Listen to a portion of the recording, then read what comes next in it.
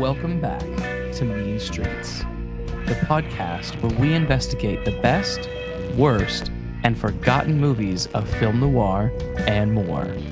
I'm Luke Deckard. And I'm Matthew Booth.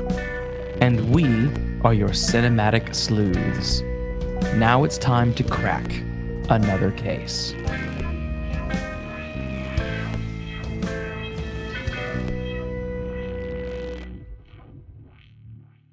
Welcome back, Matt. Hello, Luke. So we got a pretty cool episode lined up for everyone tonight.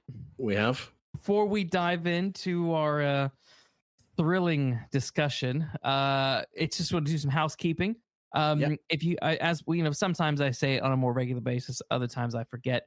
But if you haven't yet, if you're not, following us on social media, follow us on our Facebook pages, follow us on Twitter, and if you haven't yet, leave us a review on Spotify and Apple. That stuff really helps us out. We want to keep doing this. We want to keep growing and keeping you guys entertained. So those things really go a long way. So if you haven't yet, come follow us, come hang out with us, share the episodes, tell your friends about us, and leave us a review, because that stuff really does help us out, believe it or not. But it does. Without further ado, Matt, why don't we dive into this week's investigation? Well, today we're looking into 2002's Femme Fatale, starring Rebecca Romijn, Antonio Banderas, and Peter Coyote, and written and directed by none other than Brian De Palma. The plot summary on IMDb, the logline, is: a woman tries to straighten out her life as her past as a con woman comes back to haunt her. Well, let's start with that logline. Is that how you summarize this film? Yeah, I'm going to reread that just so we could re-emphasize this. A woman tries to straighten out her life even as her past as a con woman comes back to haunt her. That's not the movie I watched. That's not the movie I watched. And nothing about that summary says femme fatale to me. No, it's a woman is trying to mask the secrets, a woman is trying to I don't know, keep her past buried. Yeah. While trying to evade con men who are, who have uncovered her secret identity. That's and they're out for revenge because she's betrayed them. Yeah. So, I think she's sort of on the run. Yes. When I read it, I thought that's not the greatest summary that IMDb have ever put out of a film. No. Whoever was in charge of writing that, but I have seen that version of the logline in a few different places. In an old article from back in like 2000, described the femme fatale as a woman who is haunted by the misdeeds of her past. Well, that's more like it, but I take exception to this the use of the word haunted. I don't think she is particularly haunted. No. Quite necessarily. I think she's out to do what she feels she wants to do. And, yes, as with all good femme fatales, woe betide anyone that gets in her way or falls under a spell, sort of thing. Yes. I don't see that she's haunted. That suggests to me that she's trying to sort of make amends, or that she's trying to... Yeah, well, as tries to straighten out her life. I mean, that is also make amends. She's not trying to straighten out. And trying to forget anything. What she was. Yeah, and sort of find some redemption. I don't. Yeah, she's the film I watch. She's not out for redemption at all. No. Depending on which, it also depends on which part of the film you're watching. Which, it's almost like the log line is based on the last like 5 minutes of the movie, and not the whole hour, 2 hours that went before it. Do you think that's all they watched? It's a weird one. It's weird, but it is. All right, let's go into initial thoughts of Femme Fatale. Well, I texted you, didn't I, after I'd watched it, and I said, well, I think I'm still reeling. It's not what I expected it was going to be. That's the first thing I want to say. But I had a look at some reviews online, and if ever there was a film where there's no middle ground of opinion, it's this. You either love this or hate it, and based on other people's opinions. And I have to say, I'm not. I know I'm going to do one, but I'm not wholly convinced I know which one it is. I wonder if this is a film that I might have to watch again to get a proper sort of sense of it and a proper nailed down opinion on it. Because there were some things that I liked and there were some things I thought were just bonkers. But the things I liked generally, we'll get into it, but they're sort of by proxy. Yeah. Because they remind me of other things. Yes. Which is not unusual in a Brian De Palma film, given his Hitchcock obsession. There are other people that I think have had an impact on how this film is presented. Yeah, this was obviously for everyone listening. This is both of our first time watching this film. Obviously we did Mission Impossible. This is the second Brian De Palma movie that we've covered, and we love Mission Impossible. Yeah, we do. I love a lot of De Palma films. Yeah, De Palma's directing is generally very good. The way he shoots his films are dynamic and interesting, and there's a lot of dynamic visuals and stuff going on in this movie. There's a couple of very good performances scattered throughout here, but I knew nothing about this film. I can't remember how we came onto it. I don't know if it was just because maybe we were looking for something a bit more like early 2000s neo-noir, something like that. I think we were looking at trying to find something that was in that period, and this is what we picked. This is what we picked. We had, hey, Brian De Palma, Rebecca Romijn. Rebecca Romijn Stamos at this point in time, actually. Yes. She was a Stamos here. Stamos gets a little cameo. He's the guy on the phone to Antonio Banderas. Yeah. But Peter yeah, Coyote. I'm a Peter Coyote fan. He's been we'll get into cast. We'll get into cast in a bit. He was a draw for me. That's what I'm saying. De Palma and Peter Coyote were a draw for me for this. Yeah. But yeah, so like I said, this is both going into this without having seen it, without knowing almost nothing about it. And it's as I was doing some research on this, someone attributed a John Updike quote to the film and to De Palma particularly. And the quote is from Updike's essay, The Disposable Myth. And he says, and the quote is, "The willingness to risk excess on behalf of one's obsession is what distinguishes artists from entertainers." And that is De Palma all over in this. It sure is. Everything is in excess. Everything is in excess. And it's off camera. We were sort of just talking about like Marvel movies.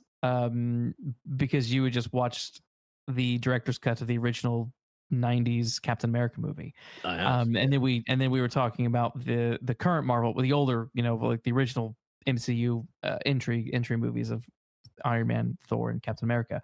And I was saying how all of those movies were just like serviceable. They were just basic entertainment, and you put something like Femme Fatale up against something like Captain America: The First Avenger. One is entertaining, and one is clearly an artistic expression of something. Yes, yes, and you decide what it is. You decide what it's expressing. No, there's nothing subtle about this, but it's done with conviction. I would say he is. He's not being. I don't think De Palma is being lazy or crass about what he's doing. I think he's being intentional about it. When it's both being serious and being silly, and it's very art housey. So my initial takeaway was that this just felt like this. It's clearly like a postmodern like reevaluation of who and what the femme fatale archetype is, that sort of bubbles with a lot of interesting ideas, a lot of interesting David Lynchian and Hitchcockian ideas that at times feel a little bit of a ripoff. Yeah, David Lynch is the person when I say by proxy, I mean David Lynch, but we'll talk about him later. Definitely. Absolutely. And like I said, it plays very housey. There's a lot of not talking. There's a lot of people in rooms doing things and acting, and you're learning about them through actions rather than through dialogue, which is cool. It's good to do that, but at the same time, there is the end result of the overall film feels wobbly because there is pieces that feel missing, scenes that maybe feel a little bit half-baked, you might say. Yeah, I'm not disagreeing. Yeah, I'm not disagreeing. And I guess what's interesting to me is this film has had a bit of a resurgence over the past 20 odd, not 20 odd years, but like 10, 15 or so odd years. It's sort of got a cult status now, and I think as I was reading various contemporary reviews, and by contemporary I mean going back as far as like 2012 up to now, and reading what people think about this film, I'm not sure it is a misunderstood masterpiece that some people like to maybe claim that it is. But it is interesting. Yeah, I don't think it's a masterpiece, but I do think it's a film. It is a film. Do you think it's a film that might deserve another view? It's one of those, very much like a Lynch film. I mean, I had Mulholland Drive all over the back of my mind. Oh my God, yeah. Because it's like a bargain basement Mulholland Drive. And I don't mean bargain basement in the sense that it's cheap. I mean, it's Mulholland Drive without Lynch's, what makes Lynch films Lynch films. It might be a better film on second view. And I don't mean that it's a bad film. I mean, it might be a more accessible, film on second viewing, in the sense that you know what you're going to get the second time around, so you can settle in for it.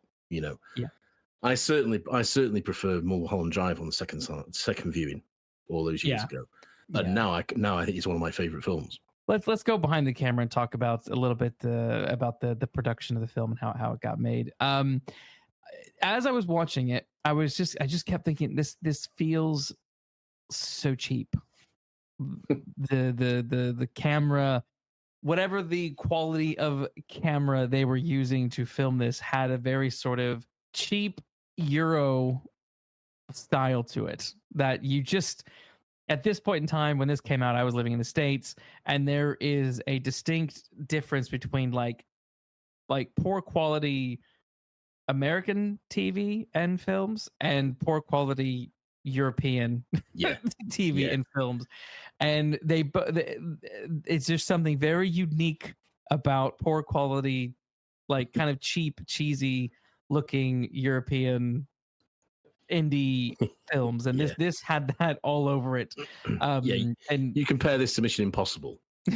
I know, right? Like a real movie. There's a massive difference.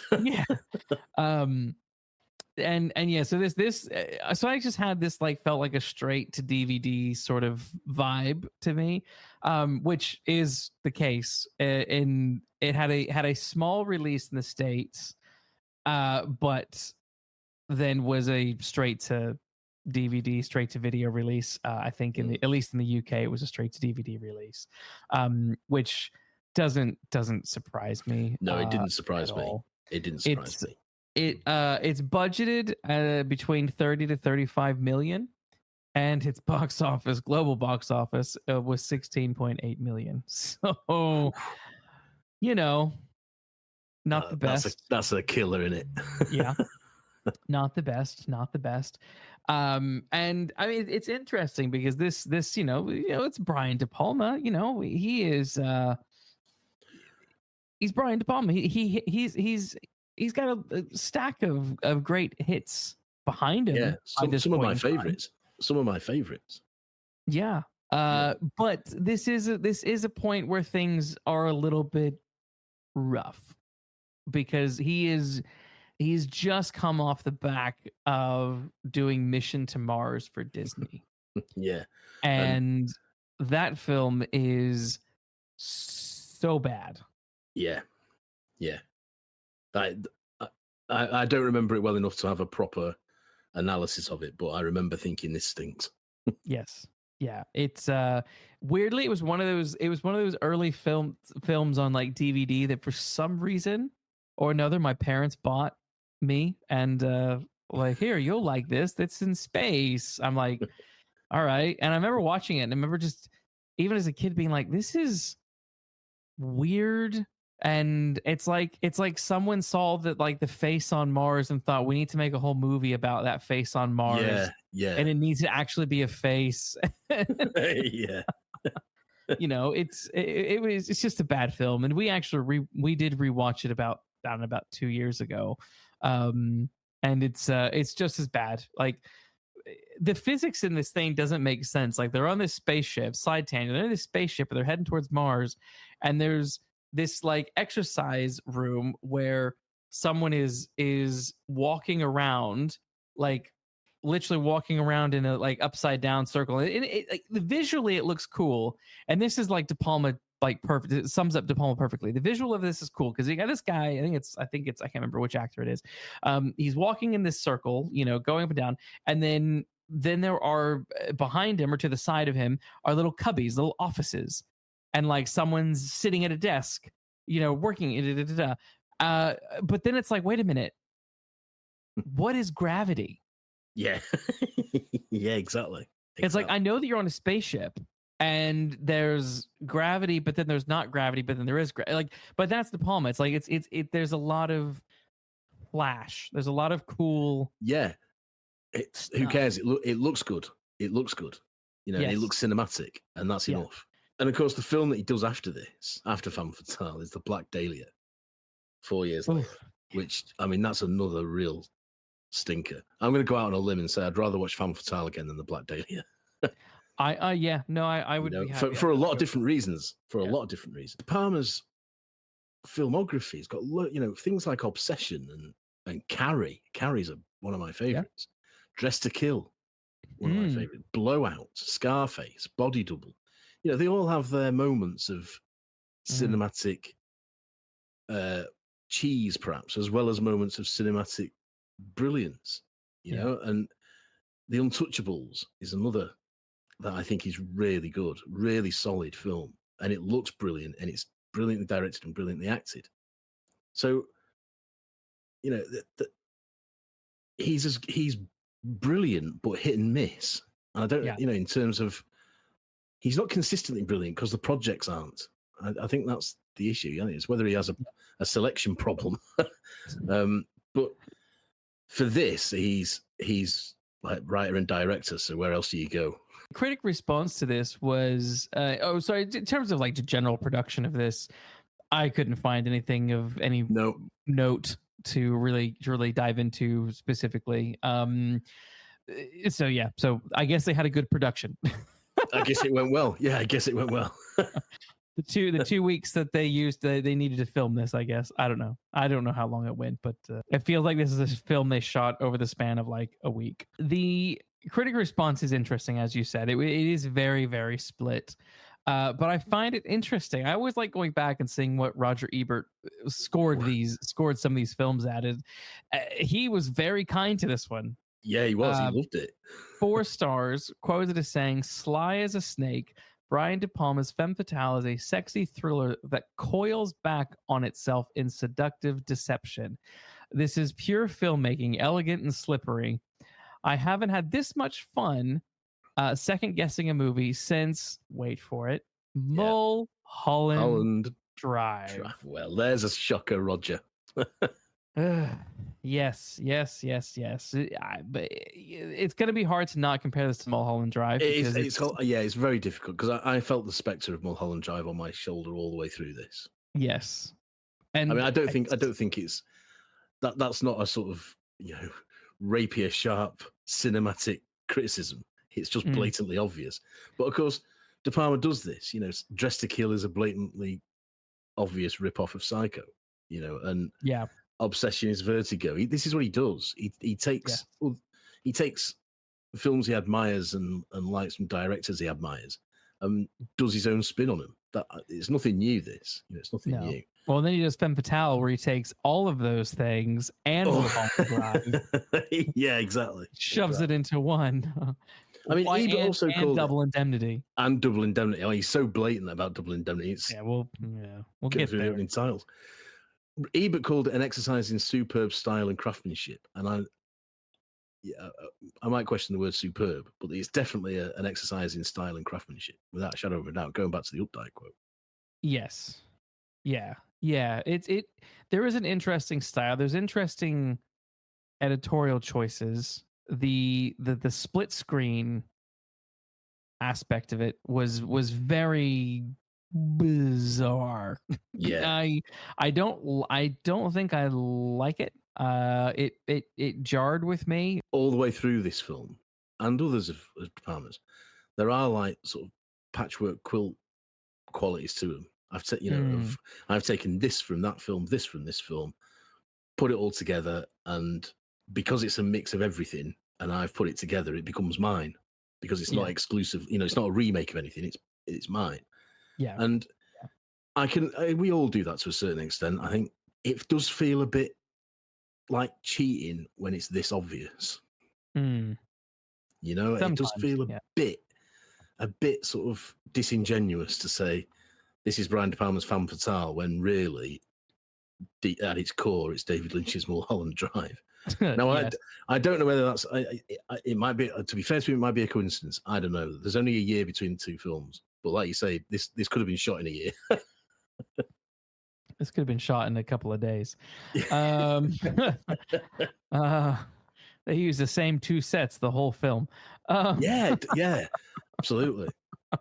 But no, yeah. So this film, it generally was bombed, financial bomb. Critics were split to some degree, but it's not even. I mean, back in the day, there was no Rotten Tomatoes. There was no, to say was it 50-50, I don't know. But needless to say, this was not a hit. Didn't track well in various parts of the world, and in 2002 it received nomination. He received a nomination for worst director and also worst actress for Rebecca Romijn Stamos. And I think there's probably some truth to that, because I like Rebecca Romijn. I have nothing really against her acting, but in like general, but I was very much like, what are you doing? Yeah. The accent, terrible. The accent. Didn't she also? Yep. She got an award for the worst fake accent as well. Yeah. Well, she deserves that one, definitely. Yeah. Like I don't it was one of the things, like I didn't understand the need for that direction. Like, why did she need? I mean, I get it because she's assuming someone else's identity, but also, come on, like, cast someone who can do a French accent. Yeah, absolutely. I mean, she's not great in this, is she? Well, this is where it's complicated, because I would say the opening, she's not good overall until the bridge scene, and the bridge scene onwards, she does really. I think she comes into it, and I start to buy this character. Yeah, I was the same. It was as if she got better as shooting continued. As shooting progressed. Who knows? I mean, that's assuming they did it in order, which they probably didn't. No, but that's the impression that I got, that she's sort of learned a few things as she's gone along. Yeah. And has put them into the performance, because it certainly gets better. It certainly gets better. Yeah. Either that, or she just understood, or had felt more conviction with that with that latter part of the film, like, you know, the climax of it, because that for me is you know, is when she came into her own. But we'll dive into the scenes of this in a bit more detail. Yeah. It is interesting though that both I read that Uma Thurman and Jennifer Lopez were mentioned as possibilities. Yeah, I read Uma Thurman and Jennifer Lopez as well. Now Uma Thurman, I think she's too good for this. let's caveat that by saying also that De Palma wanted someone of a Rita Hayworth quality. Uma Thurman is a fantastic actress and she's fantastic about everything she's in. I'm not sure she matches a Rita Hayworth. She's not Rita Hayworth. No, she's not Rita Hayworth. I don't think any of those three choices are Rita Hayworth, to be quite honest. No. You know, I think that's a poor comparison. And why say Rita Hayworth and then show Barbara Stanwyck? That was my other.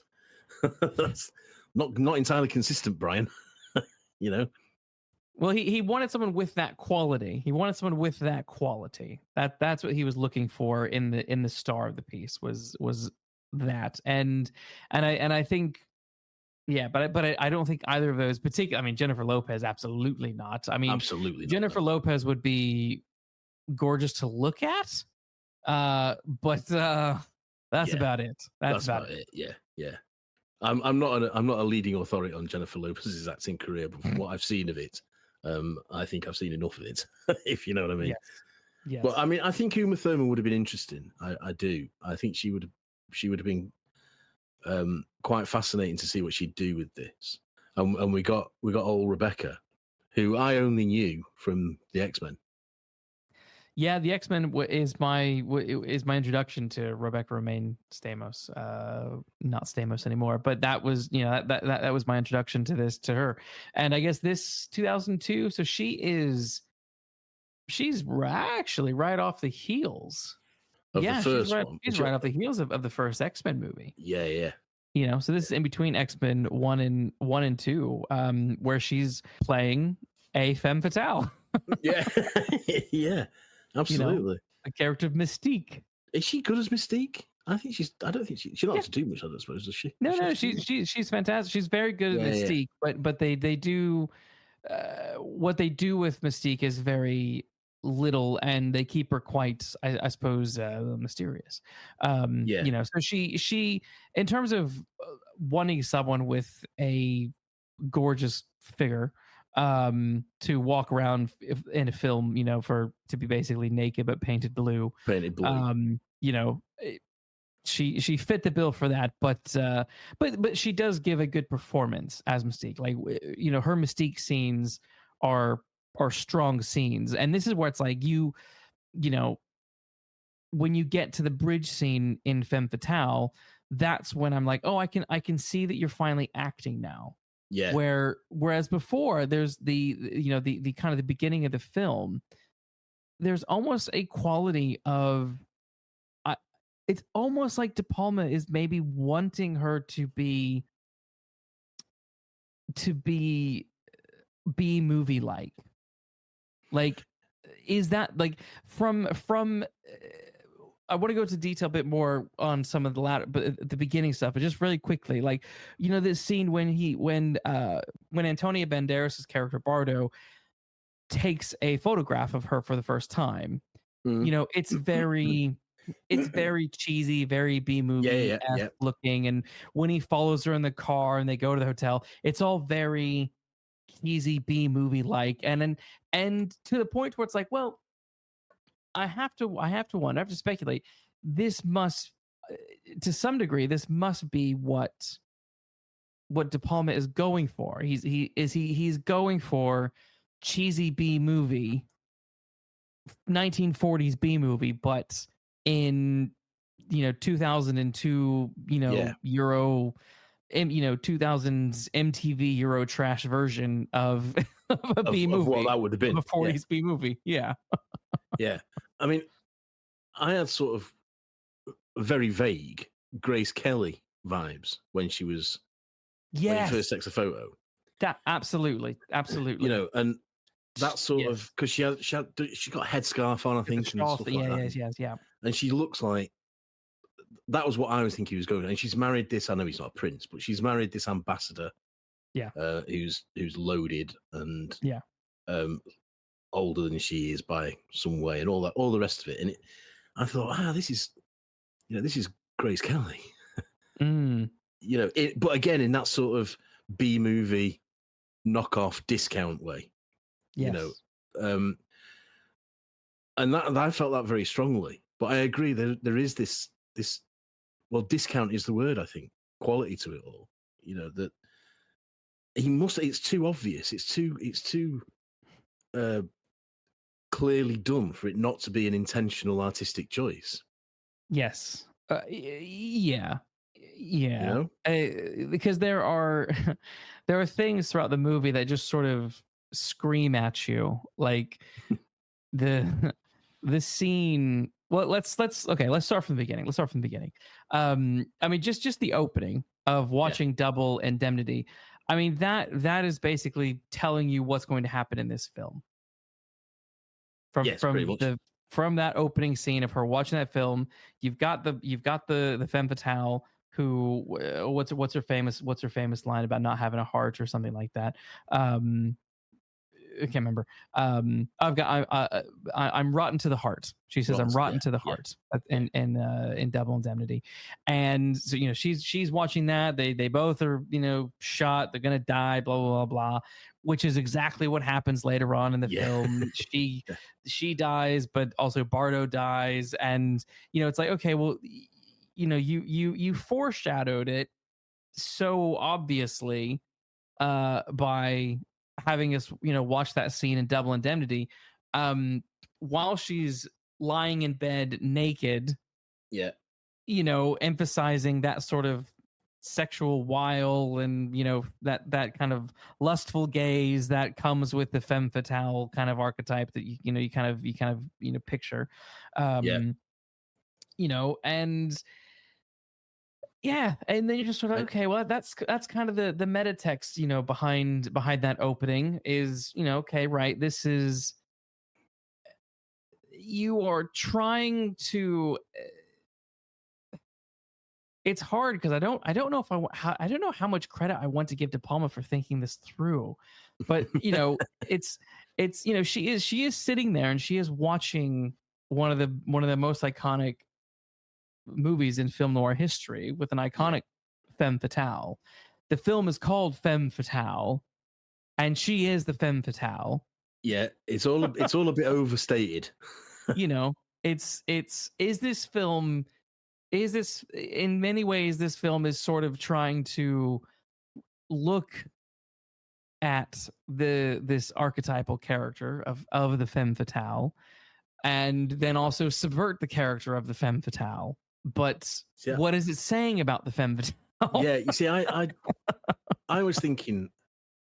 So again, to emphasize the point, went into this without knowing anything about it, and the first thing I see are the sort of closing scenes to Double Indemnity, and I thought, well, that's a bit on the nose, And like you say, it's setting up that we're watching an iconic femme fatale. We're also watching a femme fatale. Watching a femme fatale in a film called Femme Fatale. Yeah, it's all a bit overkill. And I thought after it had finished, I thought if she was just lying on that hotel bed or penthouse bed or whatever it is, and she wasn't watching Double Indemnity, do I lose anything? And the answer was no. Was no. And so that meant then that I felt that her watching Double Indemnity had just become a sort of sledgehammer over the head, like emphasizing the point, so that we're in no doubt that this film called Femme Fatale is about a femme fatale and that she's it, And I think, come on, Brian, we know where you're going. Yeah. So it was in danger of making me think, just as it later did with Mulholland Drive, shall I just turn this off and watch Double Indemnity instead? Yeah. Because I quite like to watch this now till the end. If she's watching it, I'd quite like to watch it with her now. You know what I mean? Yeah. And that's sort of that's not helpful.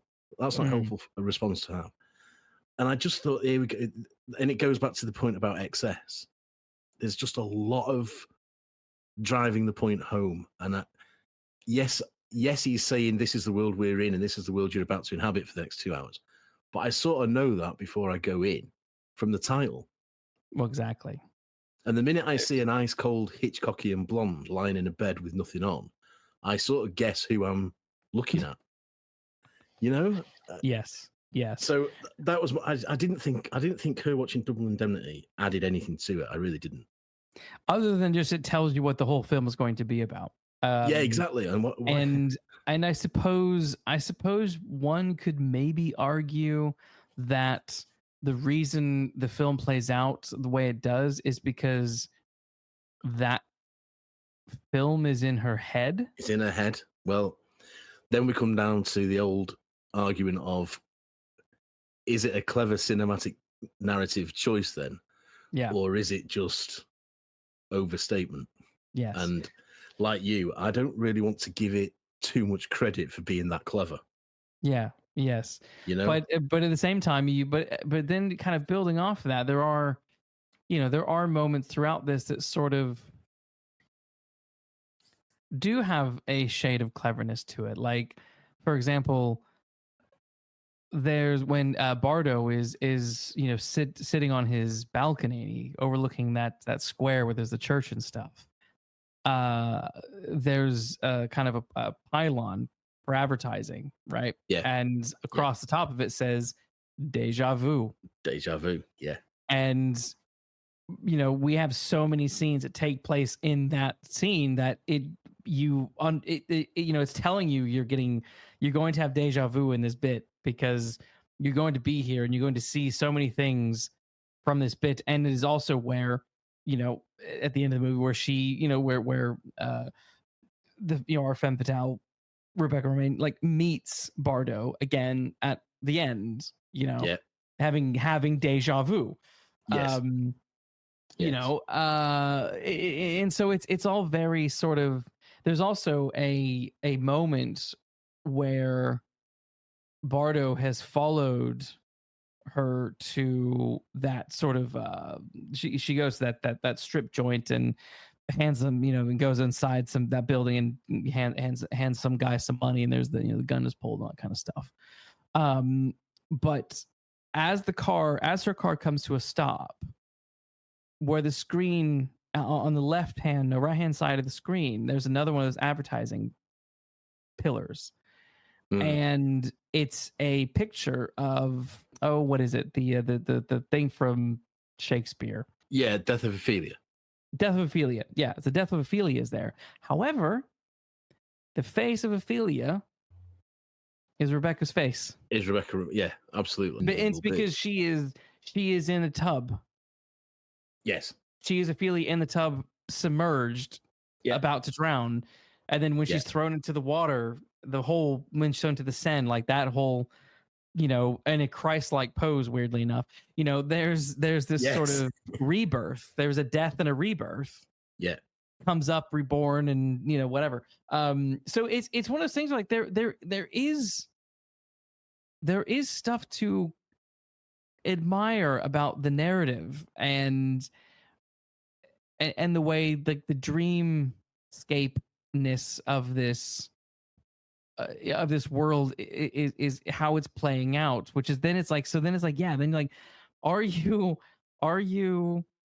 being really clever here, De Palma, or is this being lazy at times? But then there's other bits like I can't call this lazy. So then what's the intent? And that's the most fascinating thing for me is the intent behind absolutely some of these choices. Now, all those things that you've mentioned are much cleverer to me. They're much cleverer decisions and choices, and much better executed, and much more Lynchian than her watching Double Indemnity. So yes, whilst that might be this, you've got to accept this film is now in her head. Yeah, I can buy that, but those other clues are much more subtle to me, and for that reason, are much better and much more powerful. I don't mean powerful, but effective. Much more effective than her watching Double Indemnity. And by comparison, to me, that then feels a bit lazy and a bit cumbersome. Yeah. Because the others are so deftly done and so beautifully done that just seems like a sort of stumble, Yeah. and a clumsy one at that. So, and that's one of the overriding impressions of this film for me. Why is some of this in it when it could be so much better without it, or certainly not have lost anything if you took them out? And it's borderline frustrating to me, because I think there's a really good film trying to get out here. Yeah. Personally, Yeah. and it's almost there. It's almost there. It's just that there's some bits in it that make you go, "Oh, why have we done this?" Yeah. Yeah. It really is a bizarre one, especially when we get to especially once we sort of once the opening is finished, because here's another interesting little, possibly an interesting dig, or not, I'm not sure, but the film opens up with this whole diamond heist, right? Yeah. You need to get the snake in the cage, and the snake is this gorgeous woman who's wearing nothing but like this golden snake wrapping around her body that is, covering her most private bits. And but it's funny because the femme fatale is posing as a photographer at the Cannes Film Festival, which Mulholland Drive premiered at in 2001. Yes. So see, it's all there. It's all connected. It's like, okay, what's going on here? Because this film didn't come out till like late 2002, basically 2003. So this Mulholland Drive would have been well and truly done and out. So it just feels like, is that this is a film that is very much in that vein. And here we are at Cannes, where the meta text, to this, all the meta stuff is just funny. All the meta stuff is just there, laid out like a buffet. Yes, for you to even look at. Even in this opening, like we even get like a weird Mission Impossible nod with the guy in the vent. Yeah, and the cat, which is like with the cat playing with the dick. I mean, that's the thing with that snake. The snake like porch that this guy has. Yeah. But like very phallic. Yeah, she's got a snake wrapped around her. Yeah, and you have this scene offset by Rebecca Romijn going down on the model in a bathroom, like very voyeuristic. And it's so, the opening is just insane. The opening is insane. The stealing of the diamonds is nuts. Well, it is, because she's undressing her. And then I say undressing her. She's taking this gold snake thing off her and then putting it on the floor, while a character called Black Tie, because he's in a tuxedo, he's putting his hand under the door to swap it with fakes. And you think, this is a really risky plan. Well, it's risky until you understand what's going on. What I will say is that particular twist did get me. And that is, I didn't realize that she was in on it with the girl that she was banging, and the clues are there. And so that, again, this is where it's frustrating. It's like, this film is so bad, but also quite good at the same time. It's very bizarre. I don't know if I love it or hate it. This is why. So it's like, it's interesting because in that scene where they're in the bathroom, like she pulls out like some scissors. Rebecca Romijn pulls out some scissors and puts them underneath this girl's neck, and like you're like, and for a minute she looked kind of scared. And then she drags the scissors over the top of her, down her chest, and then they look at this wire that's connecting her her snake ensemble, and they both sort of smile as she cuts it, which then sets off an alarm. Like she knew, they both knew what was going to happen with that snip. And so then when you find out later on, like, oh, because there is this sort of mystery as to, because she goes and she meets someone, and because she's trying to get passport, and then later in the film, she's seeing there's the when Black Tide comes back, he chases this woman who we only see from the waist down, wearing camo jumpsuit sort of thing. Yeah. And then throws that person in front of a truck, and you realize that is her. And it's like, oh, okay, right. So they were in it together. Now the problem that I think I get back to is this whole diamond heist. Like, where does it go? Like, we have this opening, this like 30-minute opening of this diamond heist, and then the diamonds just fade away from the plot almost entirely. Even though Black Tie comes back, you're still sort of like, are we ever gonna like find out about the diamonds? What did she do with the diamonds? Do these diamonds matter? Who owned the diamonds before that girl was wearing them? Yeah, there's all that is all that isn't filled in. No, the diamonds are just a MacGuffin, aren't they? Yeah, but a bad MacGuffin, because the MacGuffin never comes back into play properly. Not properly, no, not properly. But don't they? I mean, I took it they split the proceeds. Yeah, I think so. Yeah, maybe. But I mean, it wouldn't have hurt to show a bit of that happening. No. Yeah, and well, this is. I mean, again, we had trouble with Mission Impossible and some of the twists and the reveals there, because they were sort of. So they weren't necessarily playing fair. They weren't necessarily playing fair, no. And this is probably one of them where you're like, oh, you got me because you didn't show us who this person was she was meeting with, which... That's exactly it. That's exactly okay. It. Because when you... I mean, the final sort of 5 minutes of the film, roughly, are a replay of some of the earlier moments of the film.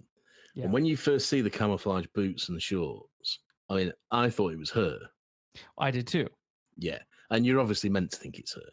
Yeah. So that is cheating from a fair play sort of whodunit detective story perspective. That's cheating, because you're not telling me there's a possibility of it being someone else. So that is deliberate misdirection, which is fine. It happens. But does a twist work if it's not been properly planted? Because is it a twist if it comes out of totally left field? I don't think it is. I don't think it necessarily is. I think everything's got to have been seeded, so that when you watch it again, like in The Usual Suspects, when you watch it again, that twist is always there for you to guess. Yeah. Well, I guess it's also made me think of, our discussion on the Smallville episode Noir, which is a whole dream episode. And as we discussed with Zach and Anthony, like, the dream logic doesn't quite make sense with what you're doing. And I think that is also a risk here, where, if we're going with dream logic, well, it's your dream. You're never not in the scene in your dream. No, exactly. which Mulholland Drive knows how to play with that and does so very well. It does. Mulholland Drive, although it takes a while to get to it, and on our episode on it, I said I think it's quite straightforward as to what has happened. You've just got to watch it several times to penetrate it. But it certainly plays fair. Once you know what's happened and who is who, it does play fair with both the dream quality and as a detective story. Yes. And that's why Mulholland Drive for me is so brilliant, and why this is a sort of discount version of it. Yeah. Yes. And yet I found I can't honestly say that I wasn't enjoying it. I was enjoying it. This is why it's such a it's a very difficult film for me to pin down this. Yes. Yeah. Yeah. No, it's there are layers. It's somehow as stupid as it is intelligent. It's frustrating. It's a very frustrating one. That's exactly But how I again, feel. but again, like even like kind of going on something that I things that I did like. Um, I mean, like I thought the sort of well, guess actually let me rephrase that. Things that sort of the dream thing is complicated because there are moments before she enters the dream world that are very dream-like. Hmm. One of those being after she goes to that church at the very towards after the heist, she goes to that church, and the parents of this woman Lily see her and think that she is Lily, and they chase after her. Blah blah blah. Big run. Um, Rebecca's character runs to a hotel, goes into a room, and she gets into a fight with one of the other guys who was involved with the heist. Yes. Now, weirdly, she walks into a room and there's a blinding light, Yeah. blasting in her face, and she's literally like holding her hand up, like it's literally there. But in reality, no light like that would exist in that scene in that moment unless he put up a light, which he didn't because it was coming from outside the window. Yes. And he's Right. holding like a camera or something like that as he's approaching her. And while there is a very cool kind of fight uh, scene and playing with light and shadow, it's something that would have made more sense in a dream Yeah. than in reality. And this is happening in the reality bit of the film before we get to the dream bit. Yeah, and on a much more practical level, if it were a dream, I wouldn't ask the question, how has he got Exactly. in? Exactly. How has he got into a hotel room before her?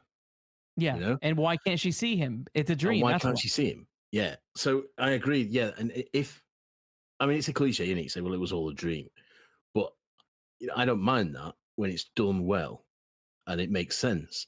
And this scene, but as you rightly say, this scene is in the real world. She's awake.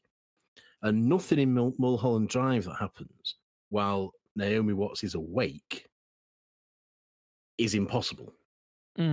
Exactly. It might be a Lynch version of Waking Life, but it's not impossible.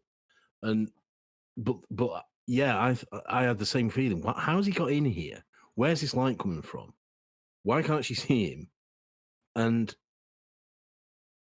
is she? Is this real? Yeah. And because I was already, this is what I meant. This is part of the reason I say about I'm still reeling from one thing I didn't understand or process. Because I was still trying to get my head around the fact that she is such a lookalike by coincidence. She walks into this church where the parents of this woman that she just happens to be a dead ringer for are sitting. Yes. And I thought, I could buy that in a dream. Yeah. Yes. But the film's asking me to believe that this is what she does. This happens. Yeah. Yep. And I find that wait, what? really jarring, right? Yes. Yes. That is one of the problems. I was like, wait a minute, the dream logic is applying to the real world, which doesn't make sense. So it's like when you're in the dream and you're seeing things of with the scene from the Shakespeare play and or you're seeing deja vu written on the the pillar there, or that when you're seeing that stuff in the dream world, it all sort of clicks more. Yeah, it does. Yeah. But because it's happening in the real world before we get to the dream, I'm not. But then at the same time, it's like, what kind of dream is she having? Because she is literally predicting the actual future of what's really going to happen, and the only reason we know that for a fact is because she emerges from the tub and her lookalike Lily has returned and is doing the exact thing that she saw her do in this premonition, dreamy premonition. Yeah, she has had a premonition in a dream. Yeah, definitely. So it's almost like maybe you should have just like, instead of have like some sort of dream, like make her take some kind of drug. Yeah, or something. Yeah, something. Because the other example of it being dreamlike and Lynchian, but in the waking world, is when after the fight in the hotel room and the hotel sort of corridor, he throws her off the balcony onto a load of towels, that breaks her fall. That should have been when she enters the dream, to be fair. Yeah, and well, that's the point I was going to make, because the next time we see her, pretty much, the parents are with her, and she's in bed, and it is all shot pretty much from her point of view, and there is something distinctly otherworldly about the parents in that scene, something out of David Lynch. The way they are acting, the way they are performing. There's no sort of special lens on them, I don't think, but the way they are moving and acting is not natural. Yeah, even the walls of the room have that train spotting effect when he's tripping. Yeah, it's very sort of curved, or Yes. and all sort of out of perspective a little bit. Yeah. And I thought, is this a hallucination? I was thinking then, because the idea of it being a dream hadn't occurred to me yet. But I was thinking, is she hallucinating this after that fall? So yeah, you're absolutely right. If that's if she falls through that glass shelf or whatever it was, roof thing, onto the towels and passes out and is in a coma or something similar, and everything after that is a dream, then the parents make sense. The parents make total sense then, but it's not. That's not what the film says is happening. No, because what the cops just let them take her home, or they just pulled her off and just drag her home? Like what? Yeah, what are you talking about? Yeah, exactly. And so just tell like 3 stories. You take her to the hospital. Yeah, onto a load of towels. And I was thinking that sort of thing. I've only just got over that, and then you're hitting me with something else that you're asking me to buy into, and I'm, he's going a bit quickly for me, this Mr. De Palma, because you're not giving me time to catch up. Yeah, it goes from here's this crazy heist, and there's the whole heist experience, which is nuts, which feels like it's out of an X-rated version of Mission Impossible, and then suddenly you have this, you're smashed to this like, I need a passport, and then this whole chase being thrown off scene, and then you're smashed to her in this this couple's house in the tub looking at all these pictures or whatever, and then and then the girl comes home for some reason and kills herself, and then she takes the passport and her plane ticket to America and flees.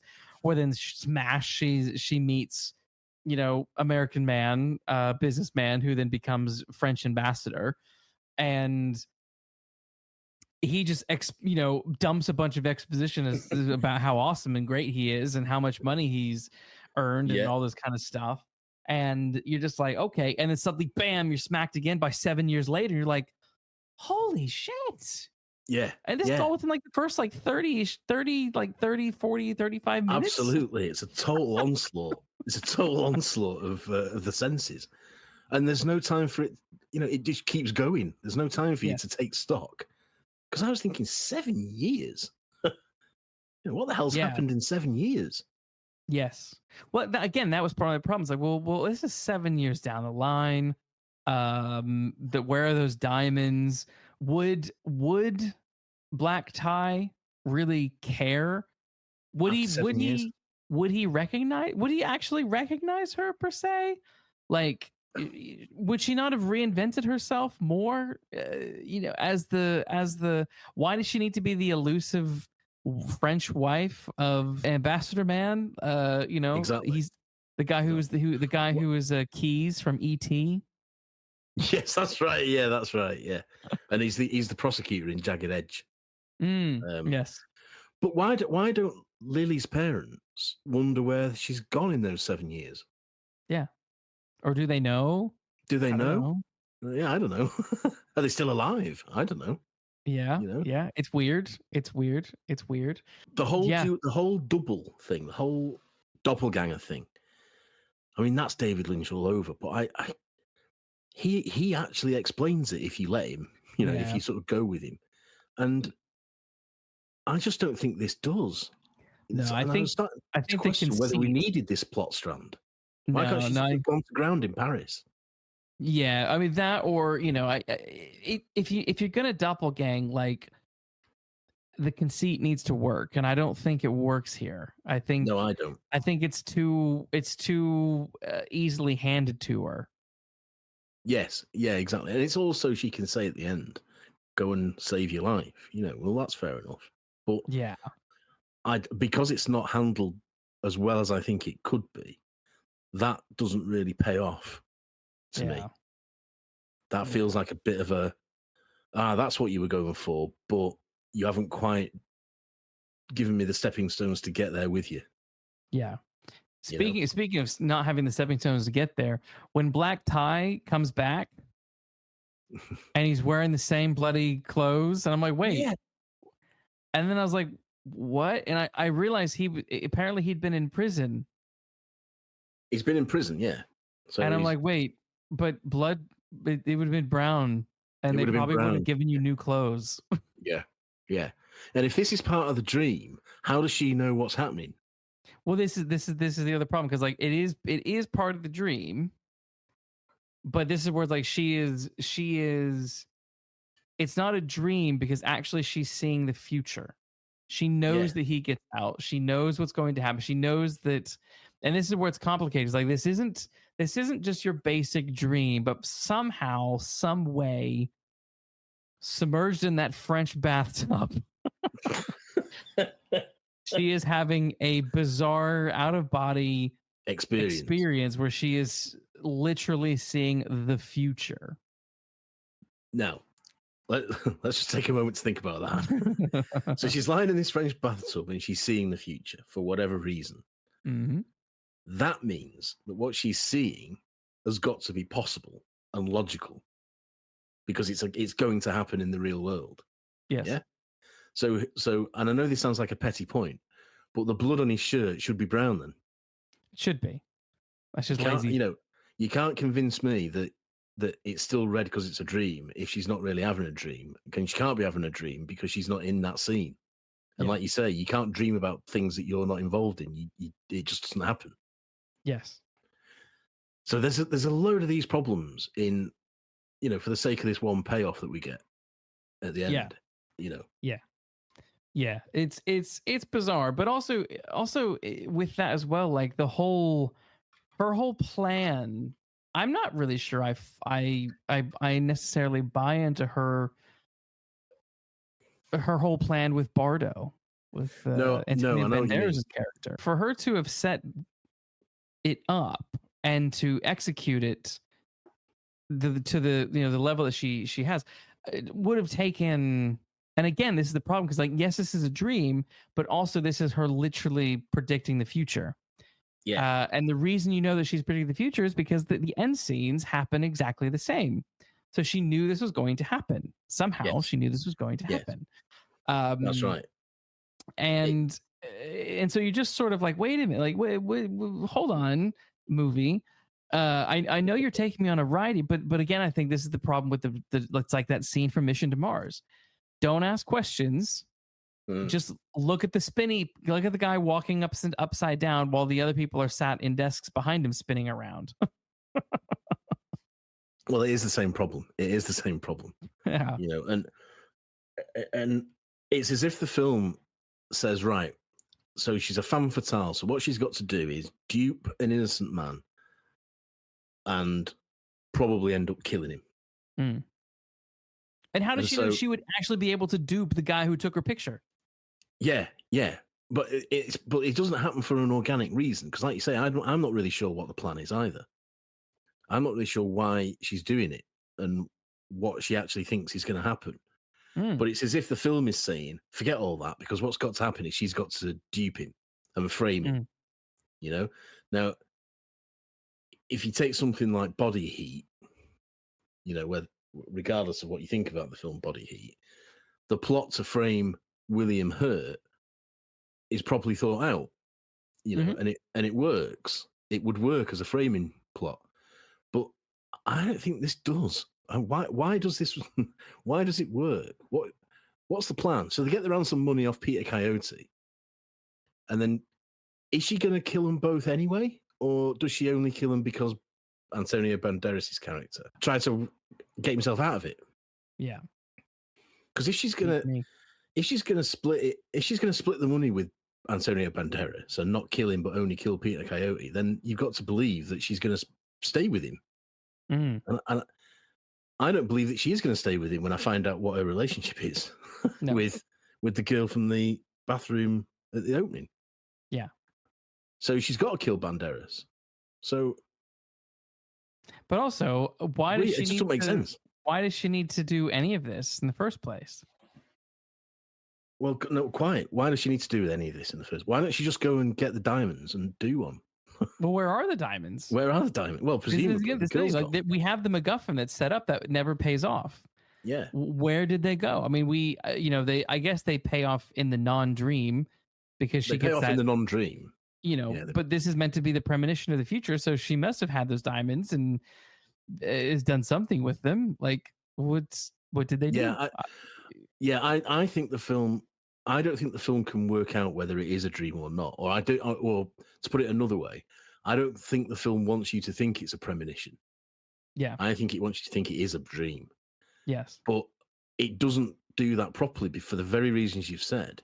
Yeah, that everything pans out exactly as she dreamt it, and that implies supernatural ability. I'm afraid it does. It does. Which is never set up. No, never set up. No. Because I'm like, I don't understand. Like, why does she? I mean, I get she's frustrated with the husband who becomes the ambassador, and she doesn't want to go back to France because of this stuff. But I'm also just like, well, I don't know. Would Black Tie and that crew still be around looking at you? Like, I don't.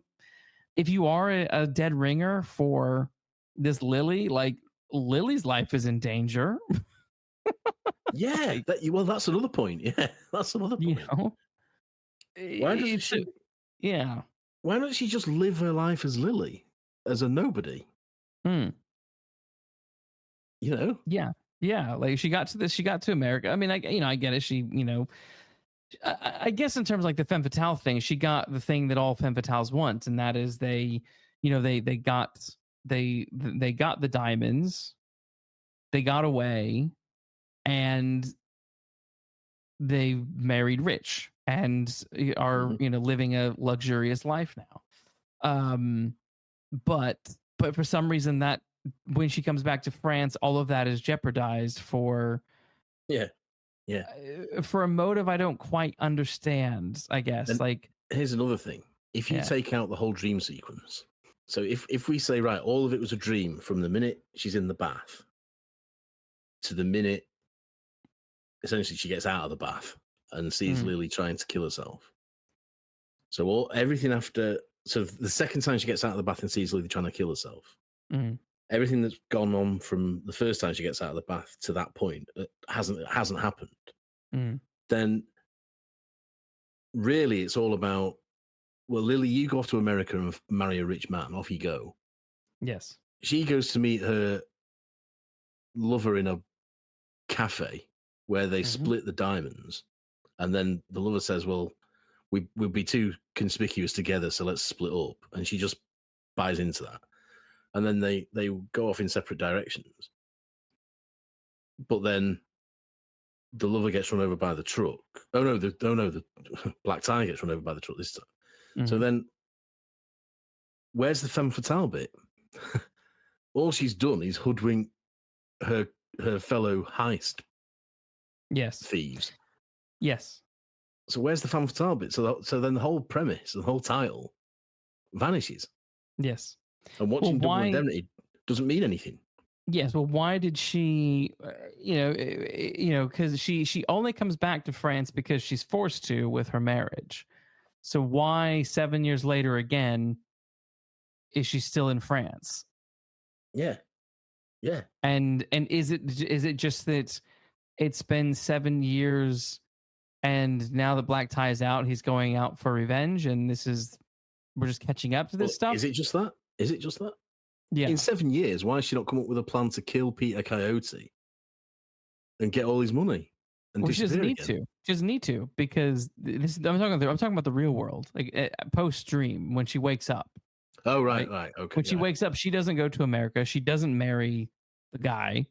No. You know, so what? You know, why is she still in France? Because now at the end, she's, you know, what's her motive? Why is she there? What is she doing? Well, she's getting money from her lover, you know, from the snake girl. But what has she been doing for the last 7 years? What have they both been doing for the last? Well, they've 7 both been. years? Why is it taking 7 years? Why is it taking 7 years Yeah. for him to meet back up again? Yeah.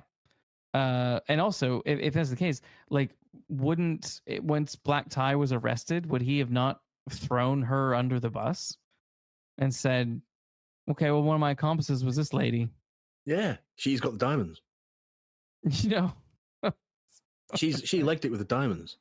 yeah. You know, why doesn't he? Why doesn't he say that? Why didn't he do a plea bargain? Pay no attention. Look at the guy walking upside down while the people behind him are sitting in a table. Because it was all a dream. You know, but if you look at the small print, it wasn't. You know, well, exactly, and it can't be. Like I said, it can't be a dream. It is a literal premonition, because she tells Lily when she stops her shooting herself, get on the plane. You're going to sit next to a really lovely man. Yeah, you will fall in love.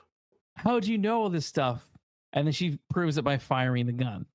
Yeah. So is that then Rebecca's character being literal, or taking a chance that the bullet is in the, you know, ready to be shot? But at the same time, she has already dreamt that this happens, and she's watching it re-happen, and she just dreamt it. So that's a hell of a coincidence. That's a hell of a coincidence. Yeah, that's a hell of a coincidence. It has to be a premonition. So it's not a dream; it's a premonition. Yeah. Which is, you know. So she's having a premonition while she's underwater. Hence why throughout the film we can see all the underwater bits, the Ophelia stuff, and when she falls into the Seine, like. That all makes sense, because she is doing this while she's underwater.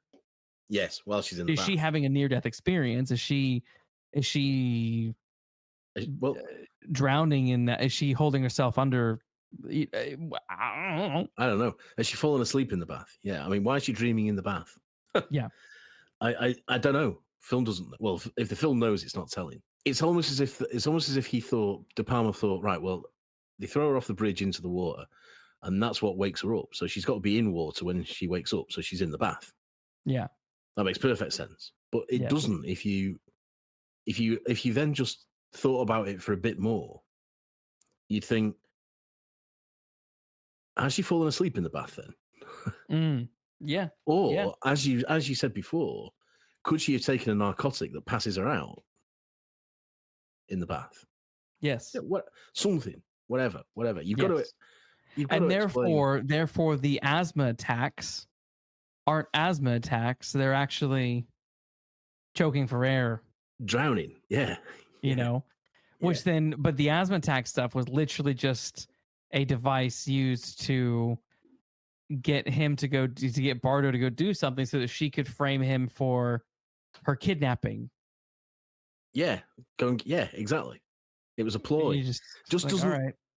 It's what, like I say, it's one of those that, you know, it doesn't seem to stack up. But I don't know if that's because it's just such an onslaught of film that you need to sort of watch it multiple times to see if there's something going on that you've missed. Yeah. Yes.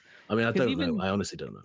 I mean, once we get to that the bridge scene where I feel like the femme fatale really becomes who she is here. And Rebecca starts like properly acting, then it just goes really crazy and really sleazy, really fast. Yeah. Like holy goodness, like, you know, Antonio Banderas is playing this character Bardo. He's a paparazzi. He's taking her picture, and she's framed him for her own kidnapping. She's gonna get like $10 million off her husband. They're either going to run away together or they're not. I don't know what she's doing with this money. Whatever. It's all a bit weird. But what is so bizarre is when they're at the club scene. What the hell is that club scene? Yeah, I don't know. You know, she's like, "Why are you the only one in here who doesn't want to fuck me?" Yeah. And he's like, "Well, because you're insane." And then she gets some guy who looks like Marv from Sin City to take her downstairs to a basement that apparently there's no one in, and starts to, like, stripping and do it. And you're like, what is going on? Gives him a lap dance. I was starting to lose it at this point, and I was thinking, we don't need to see all of that. Rebecca Romijn's body again. I don't. Sharon Stone didn't do this much. No.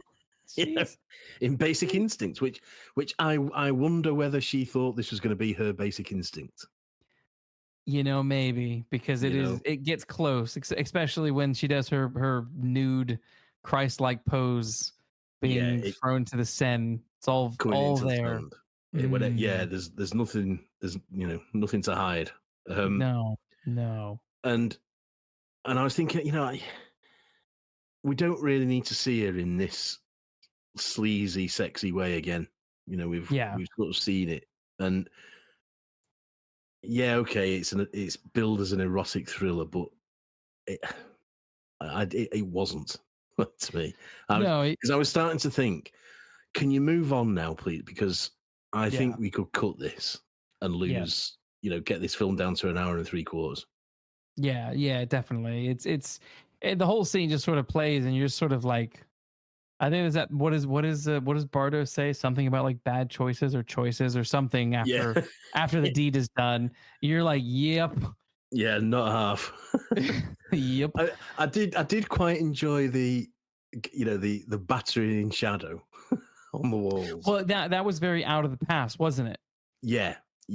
And again, she's sitting there clapping, watching, just like out of the past as watch. That's again very much at the top else. front of my mind. Yeah, absolutely. And something else that De Palma, has either paid homage to or nicked, whichever way you want to look at it. Yes. But it's a very dangerous thing to do, because it just makes you think. It can make you think, oh, I wish I was watching Out of the Past. And I've felt that too often watching this. But yeah, it was very out of the past, but it's quite an entertaining way of seeing it. And then, because for a minute I wasn't sure who's got the upper hand, because they both had long hair, and and it was flailing around everywhere. And I thought, is this going to be a twist, and he's going to step into frame, and it's not going to be Banderas? Yeah. But no, it was. But it was. Yeah. We've sort of jumped all over the place. So we've sort of already talked about what happens next, and that is the bridge scene with the husband, and she shoots him, and then Black Tie, tackles him and beats her and throws her over the bridge, and then suddenly she wakes up, and there was that one really weird scene though with Lily in the truck. What the hell was that? What the hell was that about? Yeah. Just so we could connect the truck driver to the truck later in life. And again, didn't need it. I didn't need it. I didn't understand how Lily got in that truck. Like, you were at your home. Like, I don't understand. You come outside and you are outside. It's a gas station. Is this where we were the whole time? Is this where you live? Do your parents own a gas station? What is going on? Because that's not the impression I get. I get the impression of wealth. It was very, very, very freaking bizarre. But even that, and again, this is the waking world. World. So this should be making perfect logical sense. Yeah. But that whole conversation that Rebecca has with Lily, with her doppelganger, is that like, well, I know what's going to happen, and I've seen that road, and I don't want that to happen. I need a new future. And then again, but you're like, is this the Terminator? Like, is this science fiction now? Like, what? How do you like? I don't want to beat a dead horse to this, but it's just sort of like, what? All right, and then things play out slightly different at that square where. We get back to Antonio Banderas' Bardo. He gets the same phone call about the ambassador coming to town with an elusive wife. Why is she elusive? There's no reason for Lily to be elusive. No idea. There was a reason for Rebecca's character to be elusive. There's no reason for Lily to be elusive. Yeah. Go take a picture. And then down below is the scene with the Rebecca's lover in the cameo jumpsuit, and the whole thing plays out with Black Tie, but differently this time because Black Tie dies. Black Tie dies. But wear them in the 90s. Yeah. And then you just have the bizarre, weird meet cute between Antonio Banderas and Rebecca Romijn again. Yeah. And I feel like I known you, but she says it must have been in a dream. Yeah, only in my dreams. So the film is very clear it's a dream. But it's not. But it can't be. Yeah. Because look at what just happened. It's very odd. It's very odd. I do like the bit. I quite liked the image of Antonio Banderas. What is his name? Bardo. He's taking a photo of the truck. Yes. And it's sort of his photo is the middle of the overall shot. I mean, I thought that was quite a nice little image to end on.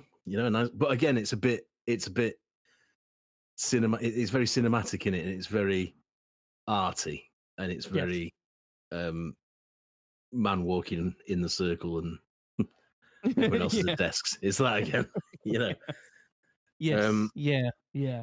This is a film and a half. This and I'm still reeling even after talking to you about it. I'm still reeling. I know.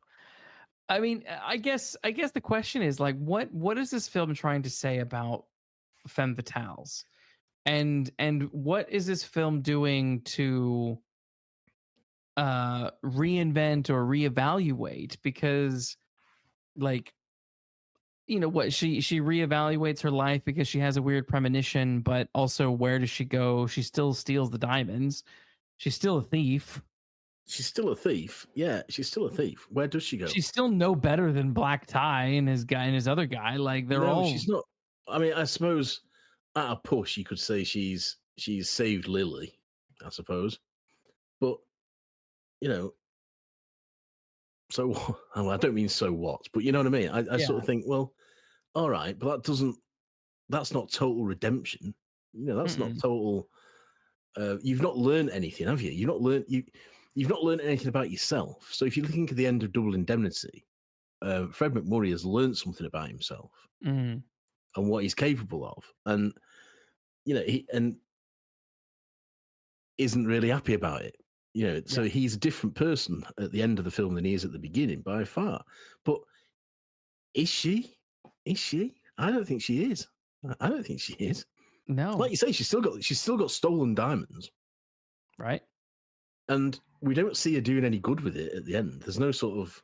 No, she's still taking the money and run that she's stolen. So I'm like, well, you're still a femme fatale. Yeah, you just didn't go the erotic thriller route. Yeah. Yeah, exactly. I didn't hate this. I just was frustrated by it, and that's why I've said all along that I wonder if a second or maybe even a third viewing might iron out some of the frustration. I don't know, but I can live in hope. Yeah, it's an interesting article to come back to at some point in the future. Yeah. It's certainly not one that I would race to recommend or to say you must watch this or can't wait to watch it again. I mean, I will watch it again, but it won't be tonight, for example, or even tomorrow. But I didn't hate it. I don't know whether I'm on the loathe it or love it camp yet. I've not made up my mind. I think it's probably best positioned as watching this with a double feature of Mulholland Drive followed by this, or this followed by Mulholland Drive, because do it that way around. They fall into this weird camp of surrealist noir where it's you don't know what's going on, and it's none of it is reliable.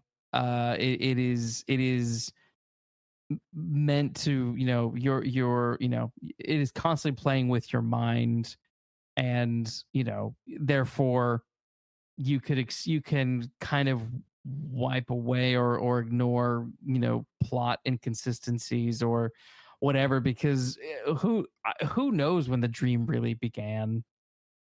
Yeah, well, quite. You know, I mean, they Yeah. say the bathtub is where it happens, obviously, but like at the same time, I would say this whole thing could just be a looping dream inside her head, because she fell off. Yeah. She was thrown 3 stories off of whatever she was thrown off of in that hotel room. The hotel, the hotel off the balcony. Yeah, Just, that to me is a more. I mean, unless you're, I could believe somebody who says to me, "Well, she's thrown off that balcony onto the towels. That's made a woozy, and she gets in the bath and passes out." I can buy that, but well, see, I still struggle to buy the fact that the parents even got her home after that. Like, why did that just wouldn't have happened? Yeah, So I'm thinking actually maybe her, she's probably just in a coma. This is my new theory. This is my theory, guys. This is a brand new theory for Femme Fatale.